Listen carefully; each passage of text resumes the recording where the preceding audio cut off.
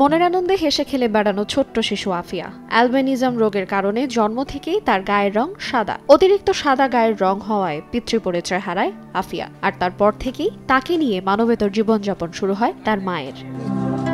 এদিকে আফিয়া এবং তার মা মনির এমন দুর্দশার কথা জানতে পেরে বিএনপির ভারপ্রাপ্ত চেয়ারপারসন তারেক রহমান স্থানীয় নেতাদের আফিয়ার জন্য একটি স্থায়ী আশ্রয় গড়ে দেওয়ার জন্য স্থানীয় বিএনপি নেতাদের নির্দেশ দেন। সেই নির্দেশনা মেনেই বুধবার ঘর নির্মাণের কাজ শুরু হয়। সদর উপজেলা বিএনপির সাধারণ সম্পাদক আনজারুল হক খোকন ঘরটি নির্মাণ কাজের উদ্বোধন করেন। ভারপ্রাপ্ত চেয়ারম্যান যে নির্দেশনা দিয়েছেন, আমাদের নেতা অনিন্দ ইসলাম আমির যেটা বলেছেন সেটা আমরা শুরু করেছি। ইনশাল্লাহ সবটুকুই আমরা কন্টিনিউ করব, যেটা দলের নির্দেশনা আছে।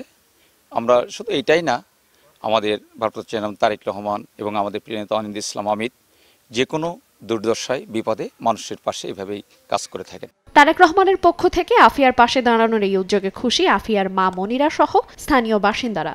আজ আমার অনেক খুশি লাগতেছে যে অমিত ভাই বলেছিলেন যে তোমার একটা ঘরের ব্যবস্থা আমি করে দেব, তোমার বাচ্চার পাশে থাকবো, পড়াশোনার দায়িত্ব নেব।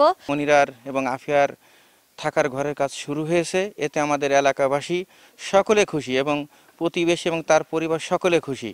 আসলে রাজনৈতিক নেতাদের কাজ এরকমই হওয়া উচিত। যশোর জেলার বাজুয়াডাঙ্গা গ্রামের বাসিন্দা আফিয়া, তার জন্য নির্মিতব্য এই নতুন ঘরে একটি শয়নকক্ষ, একটি রান্নাঘর এবং একটি বাথরুমের সুবিধা থাকবে। সময় সংবাদ, যশোর।